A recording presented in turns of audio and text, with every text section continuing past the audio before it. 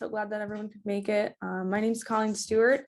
I work with Stacy Purslow at New Hampshire Farm to School program, and we, in partnership with the School and Youth Garden Network, are putting on this webinar series. And this is, I think, our 5th or 6th webinar so far, and it's been going really well.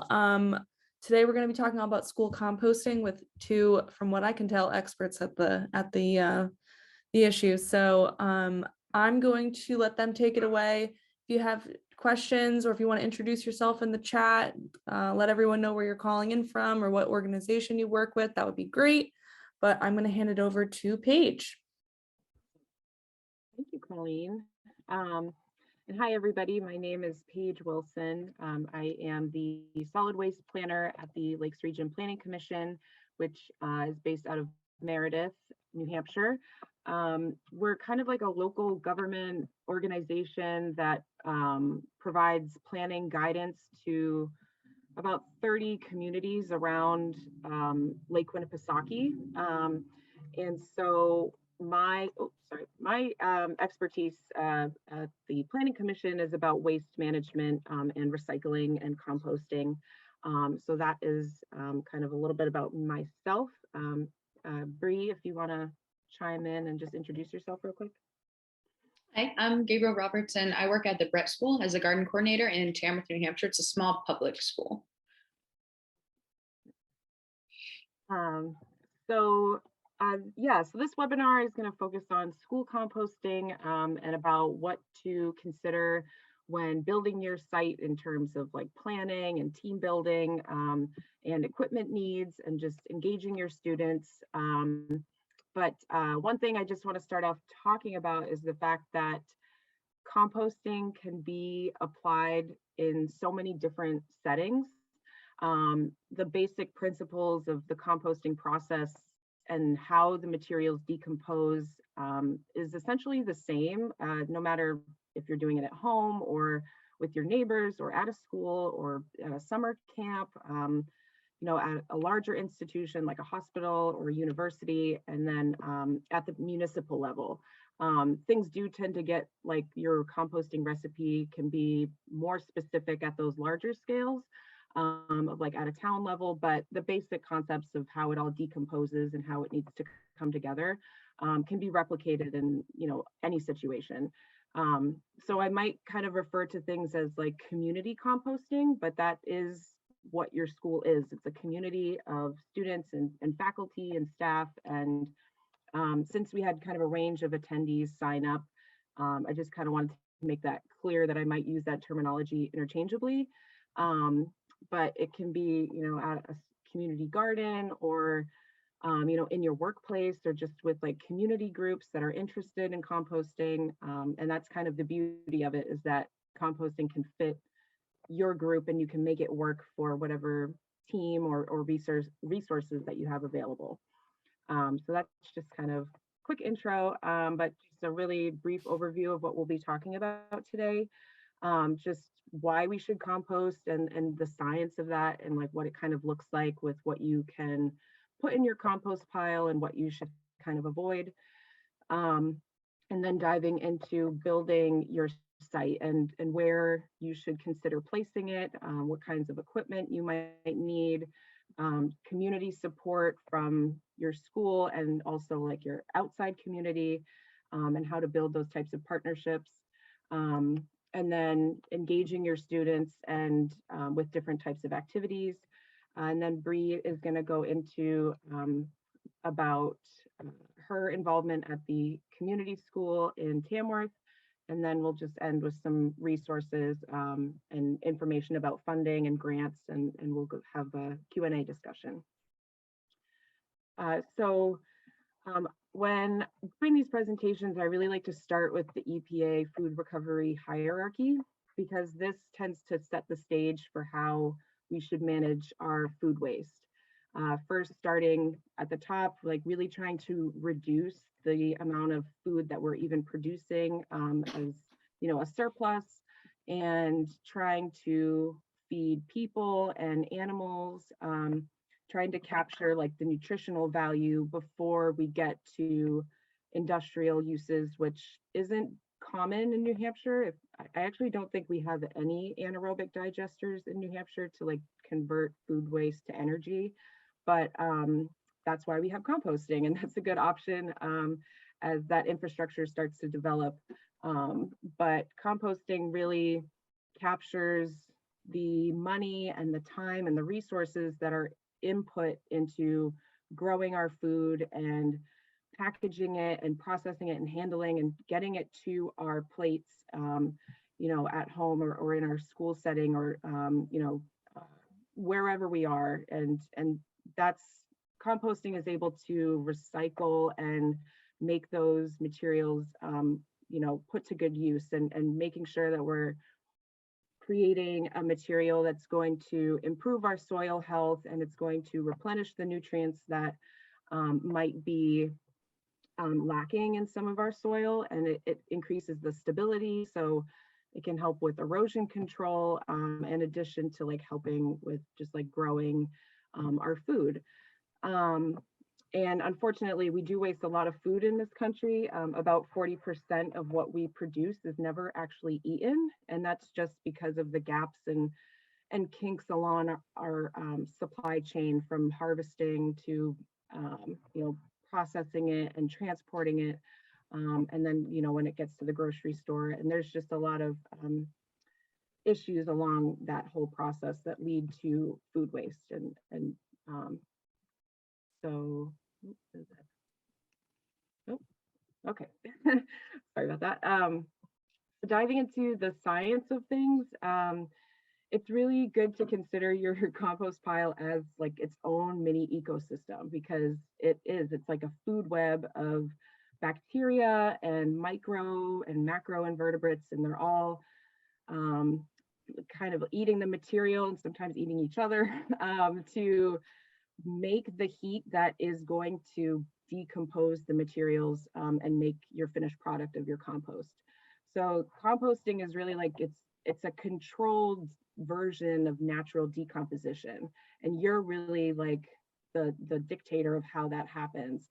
And the difference between composting and landfilling is that composting has oxygen incorporated in it, and that's how it can break down, and it doesn't create greenhouse gases like a landfill. You know, everything's compacted in a landfill, and the air can't get through it, so it tends to break down, and all those nasty chemicals and materials bind with each other, and it just creates a bad situation with greenhouse gases and contributing to climate change. So the microorganisms in your compost pile are really the key, and you really want to make sure that you're supporting them so that they can do their job and you can have finished compost. And this is just a really quick diagram of what those stages look like, where you have your raw materials and your inputs, which we'll kind of go into, and then you input those into your composting system, and you know, you have water, heat, and oxygen kind of flowing through that system and working with your raw materials to create your final product.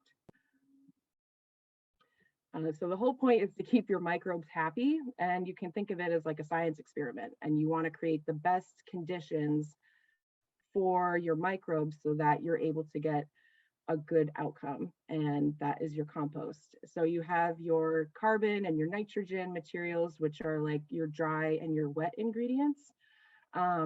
So you have your carbon materials and mixing them with your green ingredients to offset the moisture content and create a good moist environment that's not too wet but not too dry, like keeping it just right, kind of like Goldilocks, and making sure that there's enough airflow within your compost to allow your microbes to breathe, and you're not drowning them by having too much moisture. It's really like trial and error with what materials you have and how you're going to be able to create the best environment for your microbes.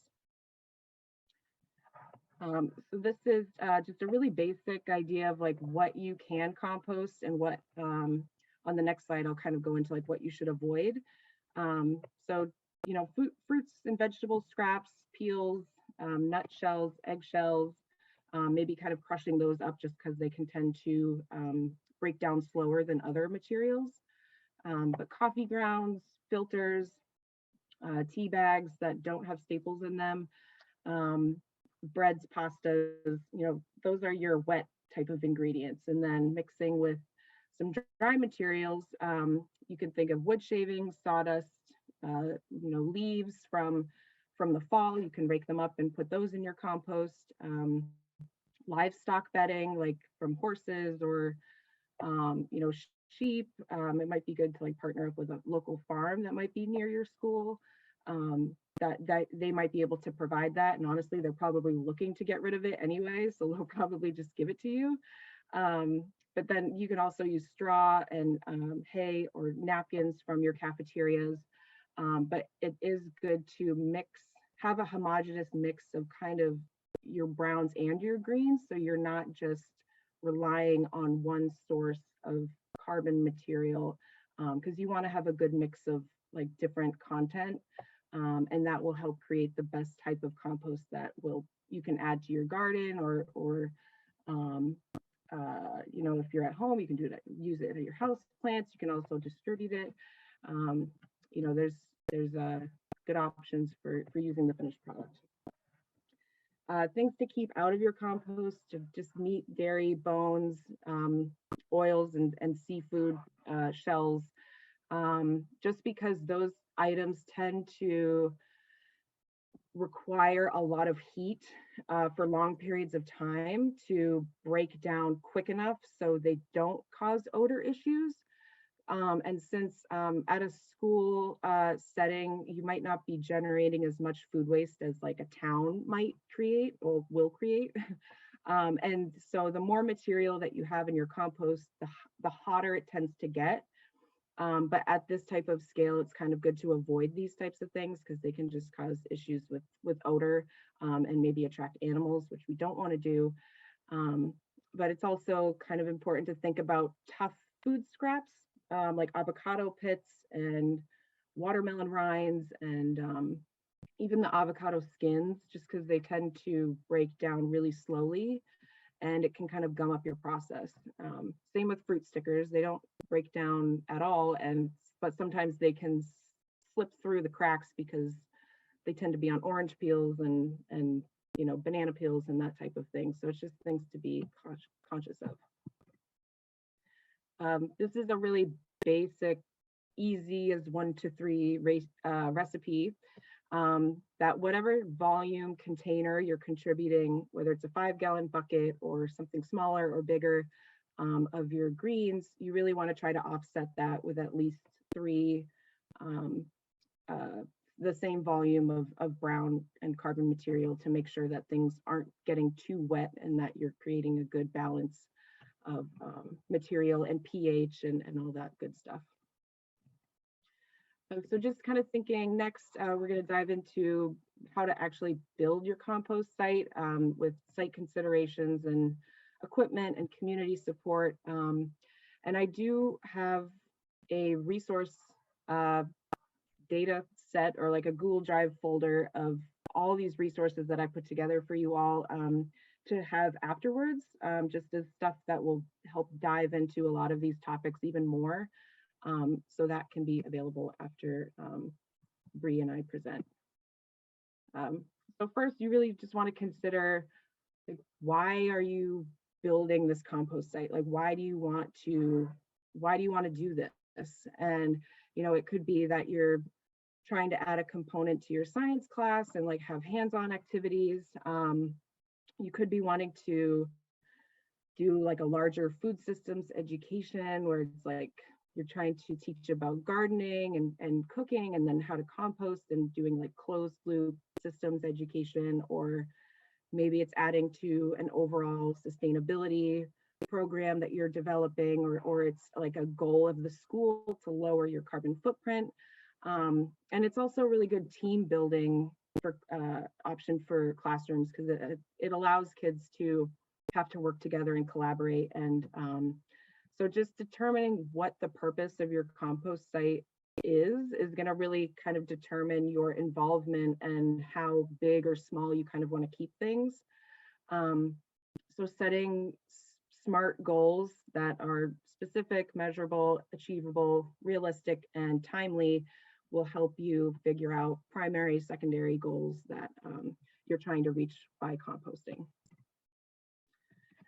In terms of like location, just having a year-round accessible site in New Hampshire, it's winters are you just don't want a place that's like really far away that is going to kind of impact your ability to get there in the winter.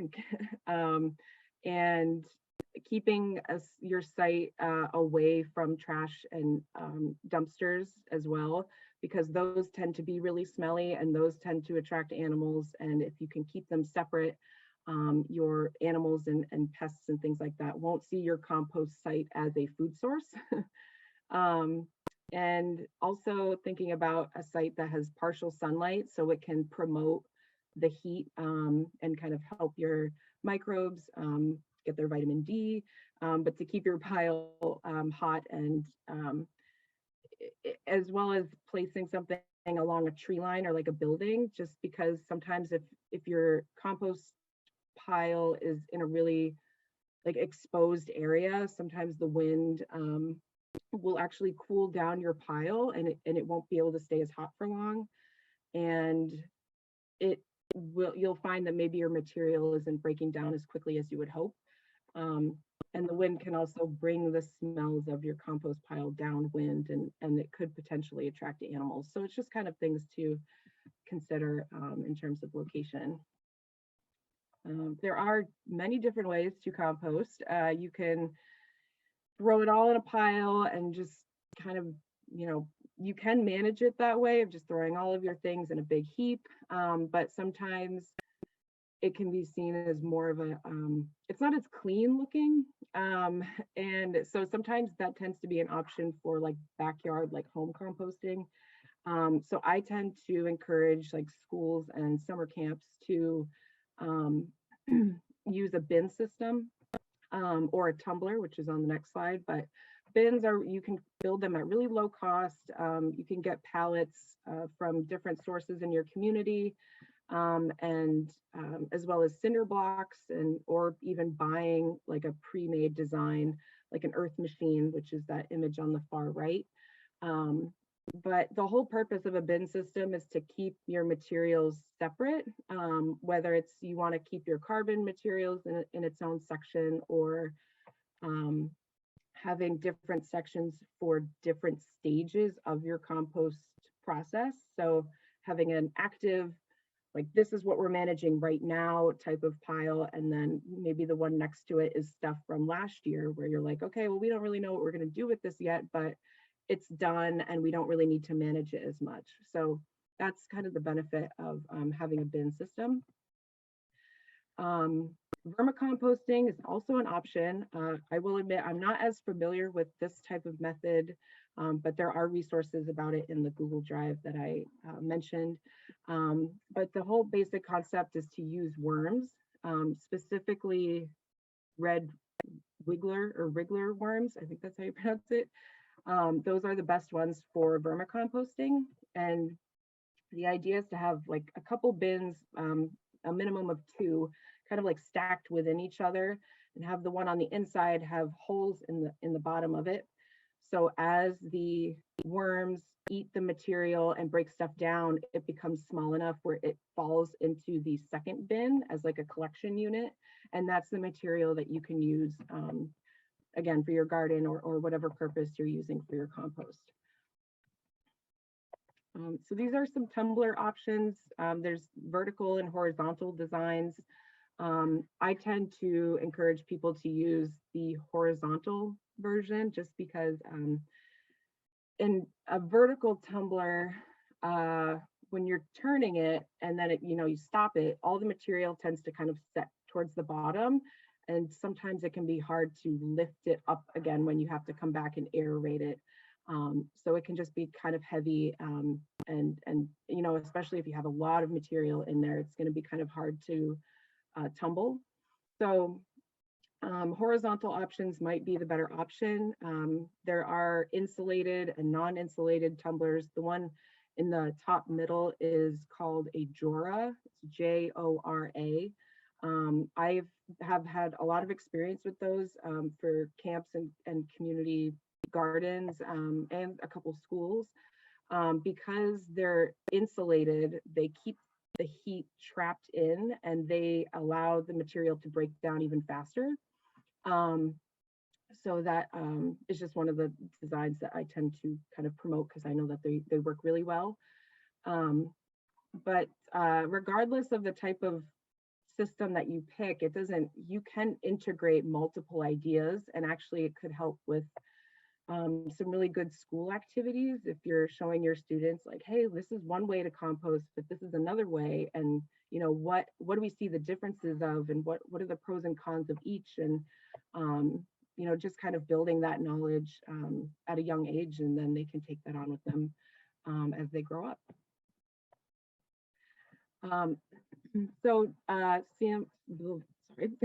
Some equipment and tools and supplies.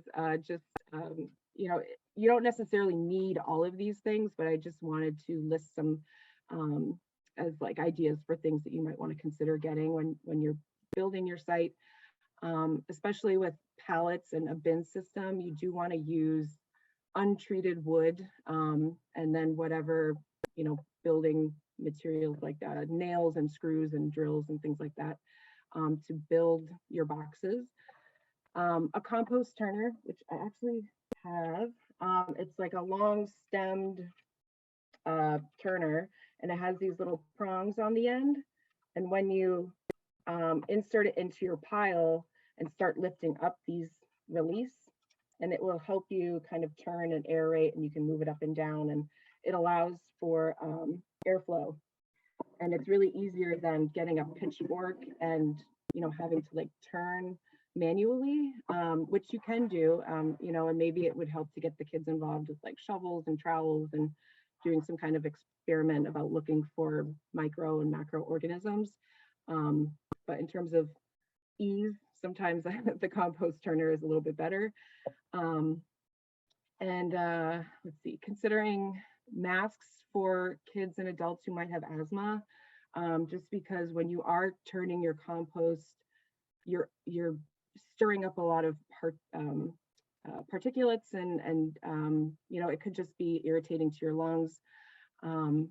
With food scrap collection buckets, I tend to recommend that people use uniform, like colored buckets, or a uniform like type of collection container, just so students can kind of associate, okay, this bucket is specifically for food scrap composting, and this is what we're using for our program. And so it can just kind of help get your food scrap process to like click. In terms of building like momentum and community support, first, it's, you really want to talk to the school principal and maybe the school board just to pitch your idea for why you want to compost and what the benefits are and what your plan is, and maybe just answering any questions or concerns that they might have before bringing it to the cafeteria staff, which tend to be involved when at any in any like food scrap composting program in a school, just because I find that people tend to start with kitchen food scraps because it tends to be a little bit easier than dealing with dining hall food waste. And making sure that the program is going to be easy and not burdensome on the cafeteria staff is really going to kind of help kickstart any future efforts, which might be, working with other faculty and staff to do a larger like scale program, and maybe doing course curriculums between classes and building like a bigger program rather than just maybe just in your classroom. So it'll also help you feel supported as well, and you might not get burnt out as much because you'll know that you have other staff and faculty that are supporting you. It would also be great to send a letter home to parents and just describing the project and asking if anybody wanted to be involved, or sending information about how to pack low waste lunches, and getting them involved that way to say like, hey, we're doing this project at school. This is how you can help at home. You know, if you're interested in being involved, you know, reach out to so-and-so and building that type of support, again, can really help you feel supported. um, and then once your program is like up and going and you have the school and parental support, I really suggest like contacting local groups and businesses that might have mutual objectives, just because that can kind of help sustain your program, and they might actually be able to donate like equipment and time to again, like support your efforts at the school. So just a couple other things to consider, you know, and it might sound kind of like obvious, but as the like leader of your composting program, you really want to make sure that you have like a really good understanding of the best management practices.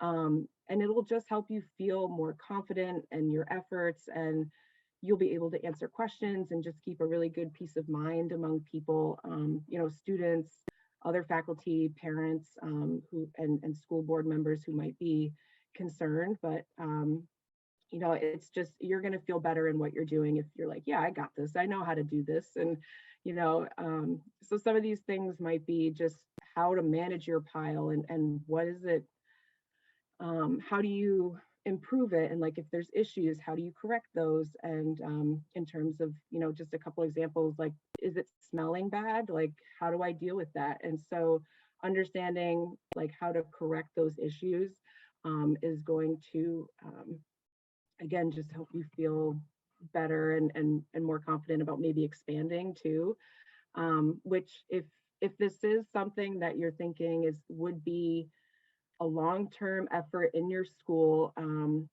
I really would consider making like an operating plan. And it doesn't have to be like boring or anything, like this is the operation plan and blah, blah, blah. It could be like really fun and colorful, and, you know, making roles, like fun supervising roles for people who are involved, and getting really creative with it. But it will give you a space to put responsibilities and like how your program and like how your collection process and composting process, what it looks like for your site, as well as like contact information and just like tips about how to troubleshoot, and really having all of your information in one place is like a helpful guidance document.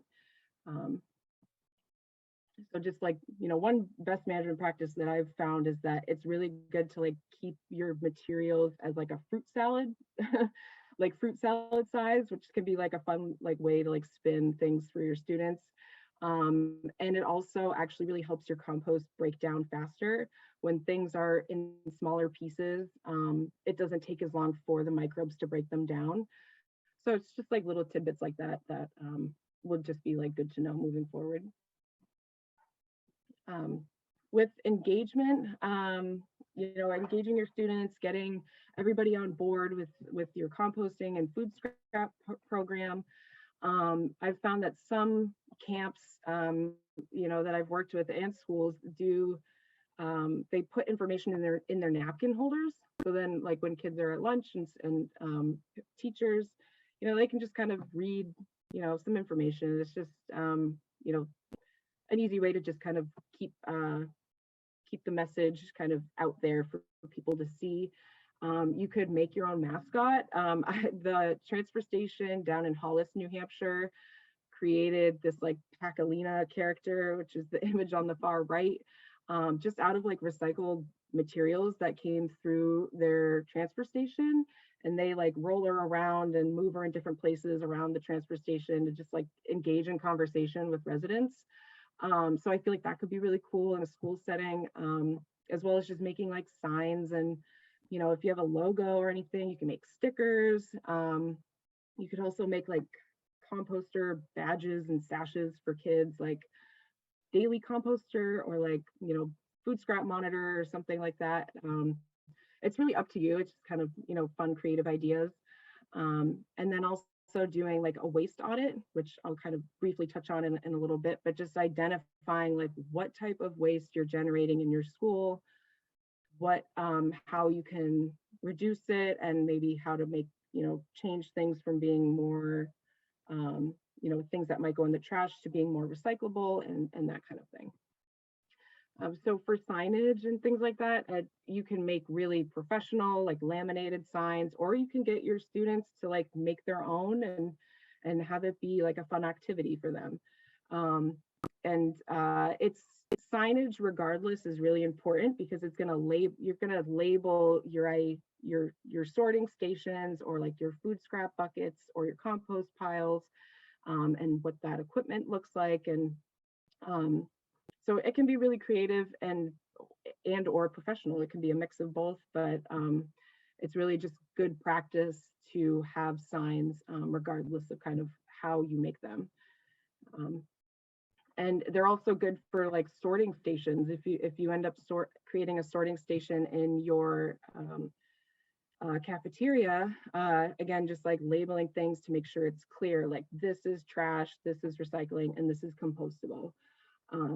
And sometimes you can make it into like a little friendly competition. I found that one of the summer camps I worked with created an ORT board, which just stands for like our remaining tidbits, like their food scraps, and they weigh each cabin's food scraps at the end of each meal. And then on the board, they like move their little marker up, like however many pounds of food waste that cabin had at the end of each meal.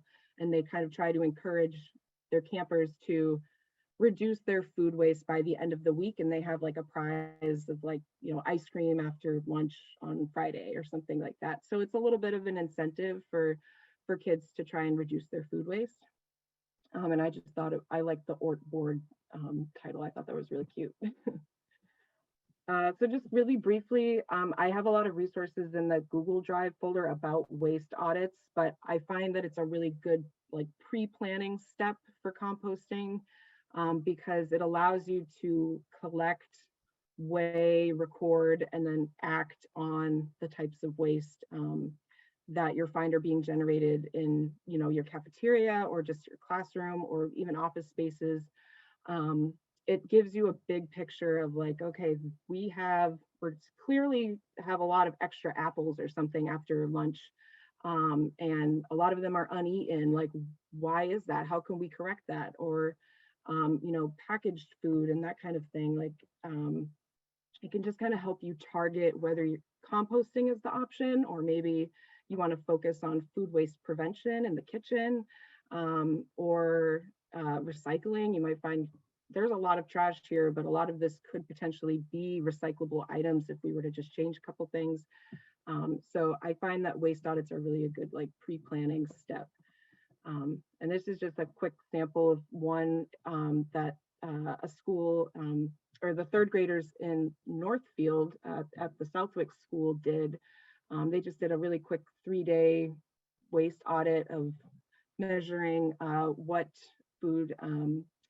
materials were coming out of the cafeteria, just to get a sense of like, okay, how much waste are we actually generating as a school? And I think it's a relatively small school. I don't have the exact numbers, but just a quick sample I just figured I would share. So now I'm going to hand it over to Bree. I will stop talking, and she's going to talk about her efforts at the Brett School. Thank you, Paige. So at the Brett School, I've been composting for over 10 years now, and this is volunteer run, and they're a group of individuals in the town that call themselves the decomposers, and they're headed up by Mark Albee and Norm Seasmore. And so Mark went to a Vermont compost operator training and ran a camp in Maine.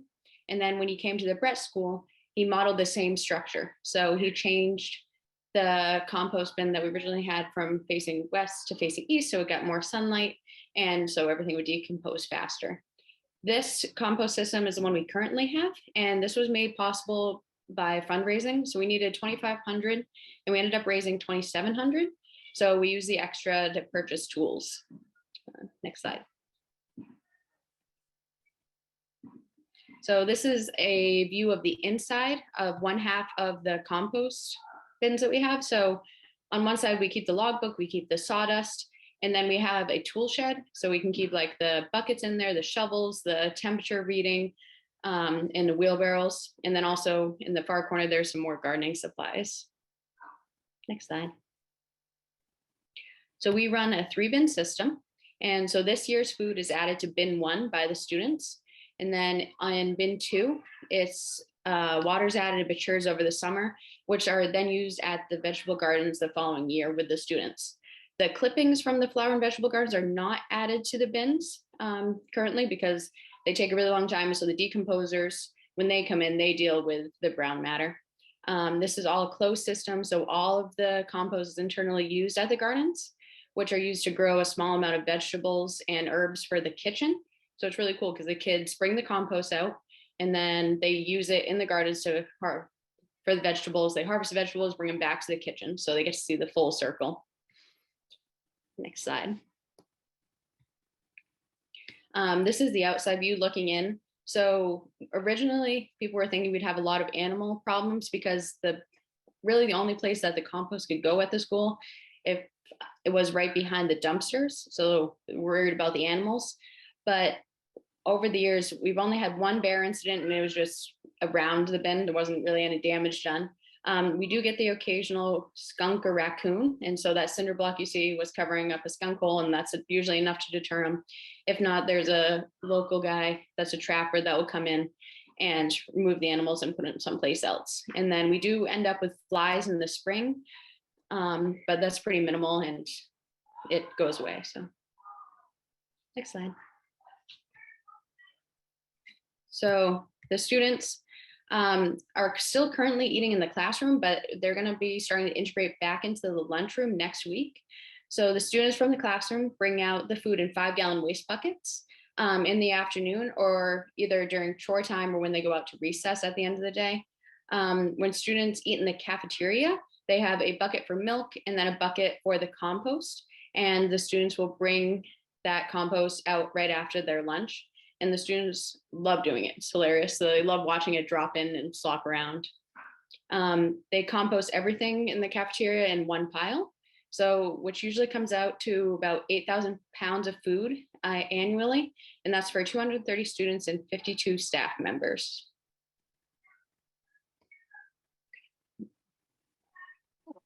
Thanks, Bree. So I just wanted to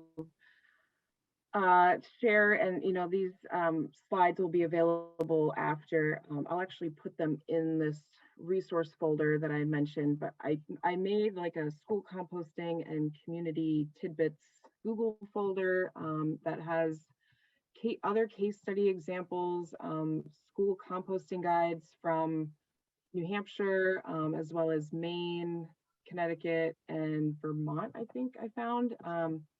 Just because they all tend to have the same information, although the regulations are different among states. But you might find some information in one that will spark your idea that you might not have found in a previous one. So there's also waste logs and information about I guess I think Colleen, I gave her the link. I was just gonna, if you want to throw it in the chat now, that's totally fine. But I also have a link to a Google Drive folder with some camp composting BMPs, which I wanted to share because camps are like a type of educational, they are an educational setting. Those concepts in the BMPs definitely can be replicated in a school setting or other types of community settings. And I just have some links for, New Hampshire resources, UNH Cooperative Extension, and then the LRPC website for solid waste management also has some information about composting. As well as just some links for like regional organizations like the Northeast Recycling Council, which they work with the Composting Association of Vermont. And if for anybody who doesn't know, Vermont actually has a statewide food waste ban. So from households all the way up to large scale producers like hospitals and universities, food waste is not allowed to be put into their landfills. So Vermont actually has a lot of resources available for all types of stakeholders. The Northeast Resource Recovery Association actually has a school recycling club, and they can help you do a trash on the lawn day, which is where you pretty much put all of your trash literally on the lawn, or on like a plastic sheet, but you lay it all out and then you identify recyclables, composting, or compost materials, and then trash. So they can help to set up that type of activity at your school if you're interested in it. And then just kind of thinking about like grants, I found a couple options. The top 3 are for like startups, where you're trying to start your compost site, and you might not necessarily be thinking bigger right now. So those options could be available for New England Grassroots Environmental Fund, the New Hampshire Charitable Foundation, and the New Hampshire Electric Co-op, which has supported a couple programs that I've been a part of. And then for larger like food system projects, I found that the ones kind of at the bottom are more like $10,000 or like $35,000 grants, or even larger, to do more with community partnerships and food systems projects that help with building a garden and like doing a kitchen, like outdoor cooking component, and then composting and trying to build like a larger education program rather than just specifically to composting. But regardless, I really think it's important, and kind of as like a final note, that for any type of project, I really think it's important to connect with like-minded groups and people to help sustain your efforts. Like, I just find that building those types of mutual community networks and partnerships and connections can really help bring a lot of diversity to your program. It can help it, make it last longer, especially after funding. And that is something that kind of makes grant proposals more competitive or like attractive, is when there's like collaboration among community groups, because then the funders are thinking, okay, great, like after our funding is gone, clearly they have a great network of people to help this sustain longer. So like, yeah, let's fund them and let's see where this goes and let's support this project. So I think that's just a really good, just kind of a note to end on. But here are this is my contact information as well as Bree's information. And then I just figured, if Colleen, if there's any questions and stuff in the chat, we can start answering those. Awesome, yeah. Thanks to both of you. That was a lot of good information. Like, yeah, it is a lot of. No, it's good. Let's see. I'm not seeing any questions. Does anyone want to come off mute and just ask a question if they have it? And if not, you can put it in the chat. I can read it out. Totally up to you.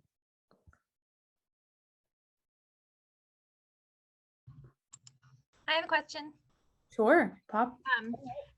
I was so happy to see the Tamworth school, the Brett School one, because I actually went to go visit that a few years back. So nice job over there. We're building a new school in 2023, and we're using that as our model. So it's really nice to see that. Okay, so my question is, so since we're still new at this, is there any mentor system or anything that that you know of? I've been trying to get in touch with a master gardener at the UNH cooperative, and I haven't had any success with that.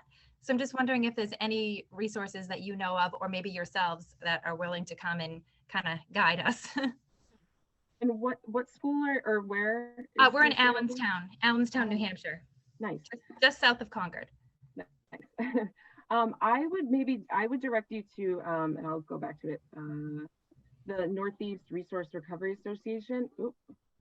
Just because I know that they specifically do have that school recycling club that I think that they can provide. So I've already been in touch with them, because I'm the author of their guides. Oh.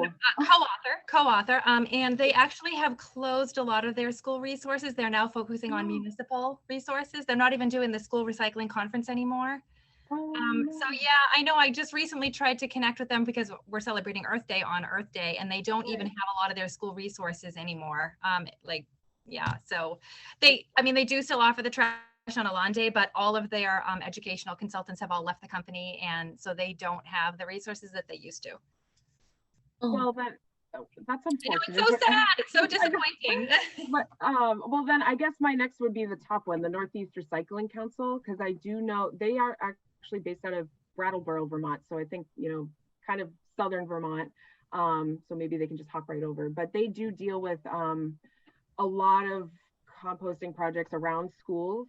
I can maybe send specifically the compost, the contact person for those types of programs after. I can include it in that Google Drive folder that I mentioned.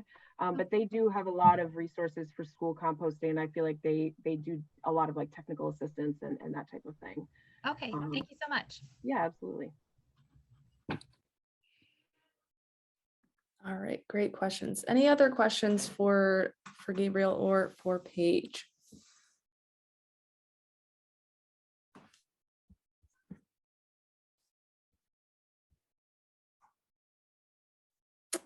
Okay, got one in the chat here from Pamela. Will the slides for the recording be shared? Yes, we can share those. I will be sharing this recording as well, so you can share that with your colleagues or anyone who you think might be interested in that. So yeah, we'll share those around. Okay. Yeah, and I can put them in that Google Drive folder too. Yeah, perfect. That's great. Any other questions?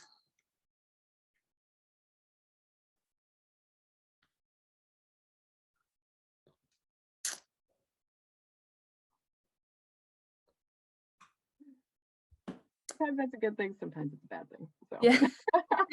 Well, I don't No. I don't want to offer this up without with caution, I guess, but Paige and Gabriel have provided their contact information. If there's questions that do arise, I'm sure they'd be happy to help as they can answer those. If you don't have any questions now, then you can ask them later. One more call for questions and we can kind of give everybody a few minutes of their day back. This has been really awesome. All right.